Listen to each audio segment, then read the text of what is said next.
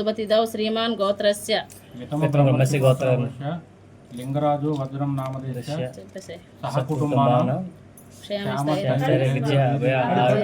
विद्या आयुर आरोग्य ऐश्वर्यादि सिद्ध्यर्थं धर्मार्थ काम्य मोक्ष चतुर्वेद फल पुरुषार्थ सिद्ध्यर्थं सर्वाभीष्ट सिद्ध्यर्थं श्री केदारेश्वर प्रीत्यर्थं श्री केदारेश्वर देवता मुच्चिद्द प्रीत्यर्थं यावत् ध्यान वाहनादि पूजां करिष्ये। ओम नमः शिवाय ओम नमः शिवाय ओम नमः शिवाय हर हर महादेव शंभो शंकर। ओम ईश्वराय नमः जंग्यन् पूजयामि। ओम कामरूपाय नमः जानुनी पूजयामि। ओम हरहाय नमः ऊर्वं पूजयामि। ओम त्रिपुरान्तकाय नमः गुह्यं पूजयामि। ओम अभयाय नमः कटिं पूजयामि। ओम गंगाधराय नमः नाभ्यं पूजयामि। ओम महादेवाय नमः उदरं पूजयामि। ओम पशुपतये नमः हृदयं पूजयामि। ओम पिनाकिने नमः हस्तवं पूजयामि। ओम शिवाय नमः भुजं पूजयामि। ओम सितिकण्ठाय नमः कण्ठं पूजयामि। ओम विरूपाक्षाय नमः मुखं पूजयामि। ओम त्रिनेत्राय नमः नेत्राणि पूजयामि। ओम रुद्राय नमः ललाटं पूजयामि। ओम सर्वाय नमः शिरं पूजयामि। ओम चन्द्रमौलये नमः मौल्यं पूजयामि। ओम पशुपतये नमः स्वर्ण सर्वाण्यांगानि पूजयामि। ओम नमः शिवाय। ओम श्री अष्टोत्तर शतनामावली अक्षंतले पूजयामि। ओम शिवाय नमः। ओम महेश्वराय नमः। ओम नमः शिवाय अनंडनकला।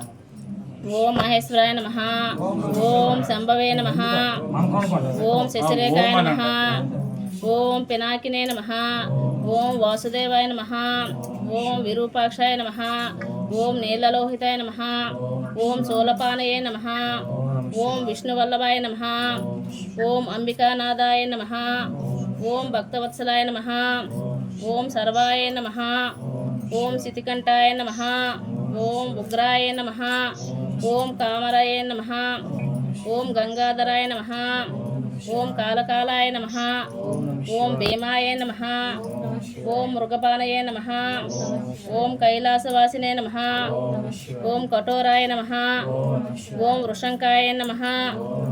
ओम भस्मधूलित विग्रहाय नमः। ओम सर्वमायै नमः। ओम अश्वनीराय नमः। ओम परमात्मने नमः। ओम अभिषे नमः। ओम सोमाय नमः। ओम सदाय नमः। ओम वीरभद्राय नमः। ओम कपवर्धिने नमः। ओम शंकराय नमः। ओम कंठाघ्वानिने नमः। ओम सिपिविष्टाय नमः। ओम श्रीकंठाय नमः। ओम भवाय नमः। ओम त्रिलोकेशाय नमः।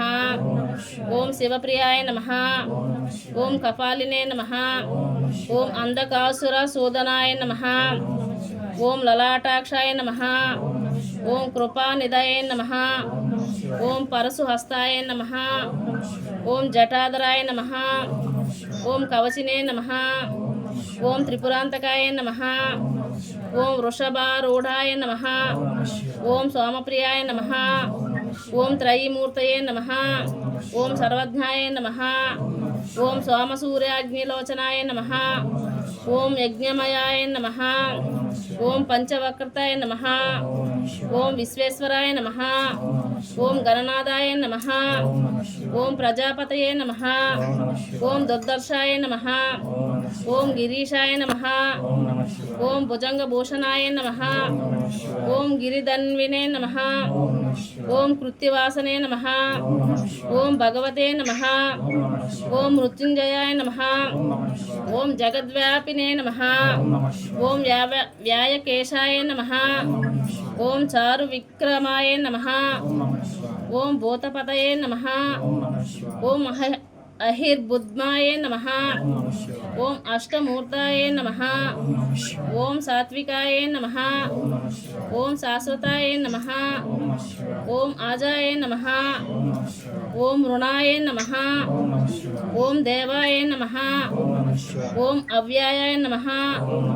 ओम पोषदन्तिभिरे नमः। ओम दक्षद्वारहराय नमः। ओम भगनेत्रविदे नमः। ओम सहस्राक्षाय नमः। ओम अपवर्गप्रदाय नमः। ओम तारकाय नमः। ओम हिरण्यारेतासे नमः। ओम अनगाय नमः।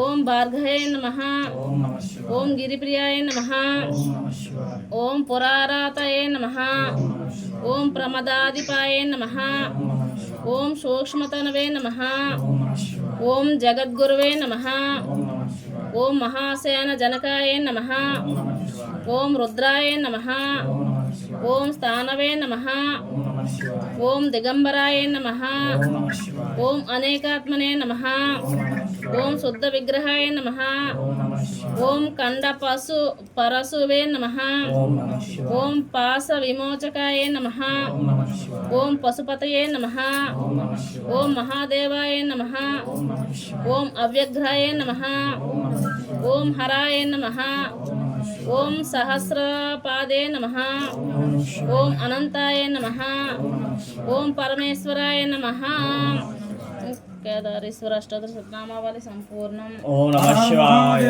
శంభో శంకర. దశాంగం ధూపముఖ్యంచ హ్యం వినివేచితం ధూపం సుగంధిం రత్నం శాశ్వత ప్రీతియత్తం శ్రీ కేదారేశ్వర ధూపమాగ్రాపయామి. దీపధూపం నైవేద్యం సమర్పించి శ్రీ కేదారేశ్వర వ్రత కథ ప్రారంభం. అక్షతలు పట్టుకోండి. పరమేశ్వరుని అర్ధాంగి పార్వతి తన పతి శరీరంలో అర్ధ భాగమును పొంది నిమిత్తము చేసిన వ్రతమగు కేదారేశ్వర వ్రతమని కూర్చి చెబుతాం. శ్రద్ధతో వినవలసిందని సూతుడు సౌనకాదులకు చెప్పెను. శివుడు పార్వతి సమేతుడై కైలాసమున నిండు సభయందు కూర్చొని ఉండెను. సిద్ధ సాధ్య కింపురుష యక్ష గంధర్వులు శివుని సేవించుచుండిరి. దేవముని గనులను శివుని స్తుతించుచుండిరి. ఋషులు మునులు సూర్యచంద్రులు అగ్ని వాయువు వరుణుడు తారలు గ్రహాలు ప్రమదగణాలు కుమారస్వామి వినాయకుడు వీరభద్రుడు నందీశుడు సభయందు ఉపవిష్టులై ఉన్నారు. నారదుడు తంబురాదులు శివలీలను గానం చేస్తున్నారు. రంభ ఊర్వశి మేనక తిలోత్తములు నాట్యం చేస్తున్నారు.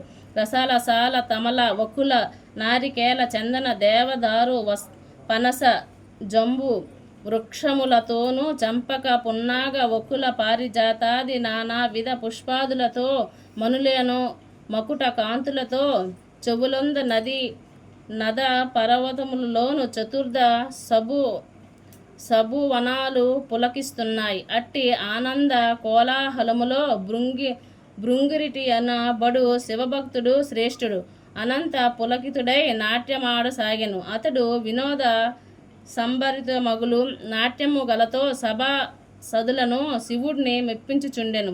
శివుడు అతనిని అభినందించి అంతకలమునకు పార్వతిని విడిచి సింహాసనము నుండి లేచి భృంగురికి తన అమృత హస్తముతో తట్టి ఆశీర్వాదమిచ్చెను.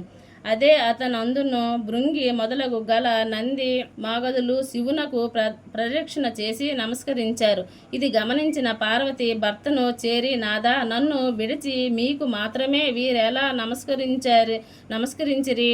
ఆటపాటలతో మిమ్మల్ని మెప్పించి మీ నుండి నన్ను వేరుపరిచి ఇట్లెలా చేసితిరి అని ప్రశ్నించెను. అంత సదాశివుడు సతీమణి పార్వతిని సంధించుటకు తీసుకుని, దేవి, పరమార్థ విధులగు ఇలా నీ వలన ప్రయోజనములు కలుగజేయబడినవి. ఇట్లు ఉపేక్షించి నాకు మాత్రమే నమస్కరించినారని చెప్పిన సాక్షాత్ పరమేశ్వరుని ఇల్లాలినైన నుండి దండ ప్రణాములకు నోచుకోలేనని అయోగ్యరాలునని కోపించి ఈశ్వరునితో సమానమగు యోగ్యతను అర్జించుకొనుటకై తపస్సునర్చుటకై నిశ్చయించుకున్నది. కైలాసమును వదిలి సర్దూల గజములు గల నాగ గరుడ చకవాక వక్ష సముదాయములతో నానా విధముల పుష్ప తరుతరాదులతో కూడుకొని ఉన్న సస్యశ్యామలమైనట్టి గౌతమాశ్రమానికి వచ్చింది. ఆశ్రమవాసుల ఆమెను చూసి అతిథి మర్యాదలునర్చి, తల్లి, నీవెవరవు, ఎవరిదానవు, ఎచటి నుంచి వచ్చితివి, నీ రాకకు గల అగత్యమేమిటని పార్వతిని ప్రశ్నించారు. వారి ప్రశ్నలకు పార్వతి మిక్కిలి ఆనందించినదై యజ్ఞయాగాదులు క్రతువులచే పునీతుడైన గౌతముని ఆశ్రమమును నిష్ఠా గరిష్ఠులైన అలరారు పుణ్య పురుషులారా, పవిత్రాంగసలారా, నేను హిమవంతుడిని పుత్రికను, సాక్షాత్ పరమేశ్వరుని ఇల్లాలిని, శివుని సతిగా నా నాదునితో సమానమగు యోగ్యతను పొందగోరి తపస్సునర్చి సంకల్పించుకున్నాను. ఇందు నిమిత్తమై మీ ఆశ్రమానికి వచ్చినదానను అని పార్వతి మహర్షులకు చెప్పినది. మహర్షులారా, జగత్ కళ్యాణాభిలాషులారా, నేను ఆశించిన ఫలమును పొంది శివుని అర్ధాంగినై తరించుటకు తగిన వ్రతమును నాకు ఉద్దేశించుడని పార్వతి వారిని కోరినది. అందుకు గౌతముడు పార్వతి ఈప్సితార్థము దాయకమగు ఉత్తమ వ్రతమొకటి ఉన్నదని, అది కేదార వ్రతమును అని, ఈ వ్రతమును ఆచరించి మనోభీష్ట సిద్ధిని పొందగలిసిందన్నాడు గౌతముడు. వ్రత విధానమును వివరించమని పార్వతి గౌతముడిని కోరింది. జగజ్జనని, ఈ వ్రతాన్ని భాద్రపద మాసములో శుక్ల అష్టమి అందు ఆచరించాలి. ఆ రోజున శుచిగా స్నానాదులు ఆచరించి నిర్మలమైన మనస్సుతో మంగళకరములగు ఏక విశంతి దారముతో చేతకి తోరణము ధరించి షోడశోపచార విధులతో పూజను నిర్వహించి ఆ రోజున ఉపవాసం ఉండవలెను. మర్నాడు విప్రులకు భోజనం పెట్టి ఆ తరువాత ఆహారమును తీసుకొనవలెను. ఇక ఇలా వ్రతమును ఆచరించిన నాటి నుండి అమావాస్య వరకు పూజా క్రమములతో కేదారేశ్వరుని ఆరాధించవలెను. మరియు ధాన్య రాశిని పోసి అందు పూర్ణ కుంభము నుంచి 21 పర్యాయములు సూత్రమును చుట్టి పట్టు వస్త్రముతో దాన్ని కప్పియుంచి నవరత్నములను గాని సువర్ణమును గాని ఉంచి గంధ పుష్పాక్షులతో పూజించాలి. దేవి 21 మంది బ్రాహ్మణులకు రప్పించి వారి పాదములను కడిగి కూర్చుండబెట్టి యథావిధిగా ధూప దీప గంధ పుష్పాక్షులతో పూజించి భక్షభోజ్య నైవేద్యములు, కదలి ఫలాలు, పనసలు ఆరగింపజేసి తాంబూల దక్షిణాలిచ్చి వారలను తృప్తిపరచవలను. ఈ తీరున వ్రతం ఆచరించిన వారిని శివుడు అనుగ్రహించి మనోభీష్ట సిద్ధి కలుగజేయునని గౌతముడు పార్వతికి వివరించాడు. గౌతమ మహర్షి చెప్పిన విధి విధానములను అనుసరించి పార్వతి కేదారేశ్వర వ్రతాన్ని నిష్ఠగా భక్తితో చేసింది. పరమేశ్వరుడు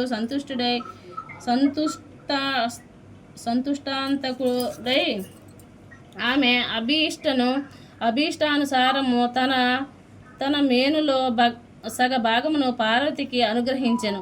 అంత జగదాంబ సంతుష్టాంతరంగా భర్తతో నిజ నివాసము కైలాసమున కోరెను. కొంతకాలమునకు శివభక్త పరాయుడగు చిత్రాంగదుడు గంధర్వుడు నందికేశ్వరుడు వలన కేదారేశ్వర వ్రతమును దాని మహత్యములను విన్నవాడై మనుష్య లోకమునకు దానిని వెల్లడి చేయగోరి దీని నుండి భువి కేతించి ఉజ్జయిని నగరములో ప్రవేశించి ఆ నగరాన్ని పరిపాలిస్తున్న రాజు వజ్రదంతునకు కేదార వ్రత విధానాన్ని వివరించాడు. వజ్రదంతు ఆ వ్రతమును ఆచరించి శివానుగ్రహముతో సార్వభౌముడయ్యాడు. తదనంతరం ఉజ్జయిని నగరంలో గల వైశ్యునకు పుణ్యవతి భాగ్యవతి అను 2 కుమార్తెలు గలవారు. ఒకనాడు తండ్రిని చేరి, జనక, మాకు కేదార వ్రతము చేయుటకు అనుజ్ఞనివ్వమని అడిగారు. అతడు, బిడ్డలారా, నేను దరిద్రుడను, సామాగ్రులను గలవాడను కాను, మీరా ఆలోచనను మానుకోండని పలికెను. అందుక వైశ్య పుత్రికలు, నీ ఆజ్ఞయే మాకు ధనము అనుజ్ఞ ఇవ్వగలవలసిందని కోరారు. వారిరువురు ఒక వటవృక్షము కింద కూర్చొని తోరము కట్టుకొని పూజను భక్తితో చేసుకున్నారు. మహేశ్వరుడు వారలను పూజా సామాగ్రిని అనుగ్రహించి వారు కల్పోక్తముగా వ్రతం ఆచరించారు. శివుడు సాక్షాత్కరించి వారికి ఐశ్వర్యములు, సుందర రూపములను ప్రసాదించి అంతర్జితుడయ్యాడు. ఆ వైశ్య పుత్రికలు యుక్త వయస్సుకు వచ్చింది. సౌందర్య సోయగములు కలిగిన ఆ వైశ్య పుత్రికల్లో పెద్ద ఆమె పుణ్యవతి. ఉజ్జయిని నగర రాజుకు చిన్న ఆమె భాగ్యవతి చోళ భూపాలకు వివాహం చేసుకున్నారు. వారి తండ్రియగు వైశ్యుడు ధాన్య సమృద్ధితో రాజభోగములతో పుత్రులను పొంది సుఖముగా జీవిస్తున్నాడు. మరి కొంతకాలానికి చిన్న కుమార్తె భాగ్యవతి ఐశ్వర్య మదోన్మాత్తురాలై కేదార వ్రతాన్ని మర్చిపోయినది. అందువల్ల ఈశ్వరానుగ్రహం కోల్పోయినది. ఆమె భర్త ఆగ్రహానికి గురైంది. ఆమె భర్త ఆమెను కుమారుని రాజ్యం నుండి వెళ్ళగొట్టి వేశాడు. ఆమె పడరాని పాటలు పడుతూ ఒక బోయవాని ఎంట ఆశ్రయం పొందినది. ఒకనాడు ఆమె తన కుమారుని చేరదీసి, నాయనా, నీ పెద్ద తల్లి ఉజ్జయినీపుర మహారాణి, ఆమె వద్దకు వెళ్ళి మన దీనస్థితిని వివరించి ఆమెను సహాయమర్చించి తీసుకురావలసిందని చెప్పి పంపినది. అతడు ఉజ్జయినికి వెళ్ళి తమ దుస్థితిని వివరించాడు. ఆమె కొంత ధనమిచ్చి కుమారుని సాగనంపింది. అతడు తిరిగి వస్తుండగా మార్గమధ్యమందు పరమేశ్వరుడు చోరుని రూపములో వానిని అడ్డగించి అతని వద్ద గల ధనాన్ని కొల్లగొట్టాడు. అతడు జరిగిన దానికి మిక్కిలి విచారించి మరలా పెద్ద తల్లి వద్దకు వెళ్ళి జరిగిన సంగతి వివరించాడు. ఆమె మరలా కొంత ధనాన్నిచ్చి పంపింది. ఈ పర్యాయము కూడా మార్గమధ్యందు చోరుడు రూపుడైన శివుడ సొమ్మును తీసుకొని పోయాడు. మరలా అతడు పెద్ద తల్లి వద్దకు బయలుదేరగా అంతర్వాహిని నుండి ఈశ్వరుడు, ఓయి, నీవు ఎన్నిసార్లు నీ పెద్ద తల్లి నడిగి సొమ్ము తెచ్చుకున్నా నీ తల్లి కేదార వ్రతమును మానివేసిన కారణంగా ఆ సొమ్ము మీకు దక్కదని హెచ్చరించాడు. ఆ మాటలు విన్న అతడు తిన్నగా పెద్ద తల్లి వద్దకు వెళ్ళి తాను విన్న మాటలను తెలియజెప్పాడు. అప్పుడు ఆమె బాగా ఆలోచించి అతని చేత కేదార వ్రతము చేయించి డబ్బు ఇచ్చి పంపినది. తల్లితో కేదార వ్రతము చేయవలసిందని చెప్పినది. అతడు ఆ ప్రకారము తల్లి వద్దకు వెళ్ళి పెద్ద తల్లి ఇచ్చిన సొమ్మును ఇచ్చి వ్రతము చేయవలసిందని పెద్ద తల్లి చెప్పిన మాటలను చెప్పాడు. గుర్తు కలిగిన భాగ్యవతి భక్తితో కేదార వ్రతము చేసి ఆమె భర్త మంది మార్బలంతో వచ్చి ఆమెను కుమారుడిని రాజ్యానికి తీసుకుని వెళ్ళాడు. భాగ్యవతి ప్రతి సంవత్సరం కేదార వ్రతం చేస్తూ శివానుగ్రహం పొంది సుఖశాంతులతో సౌభాగ్య సంపదలతో జీవిస్తుంది. ఎవరు ఈ కేదార వ్రతమును నియమనిష్ఠులతో కల్పోక్తంగా చేయుదురో అట్టి వారు ఎట్టి కష్టములు లేని వారై సుఖముగా జీవించి అత్యంతముగా శివ సాయుధ్యమును పొందుదురు. హర హర మహాదేవ శంభో శంకర. ఓం నమః శివాయ. ఓం నమః శివాయ. ఓం నమః శివాయ. హర హర మహాదేవ శంభో.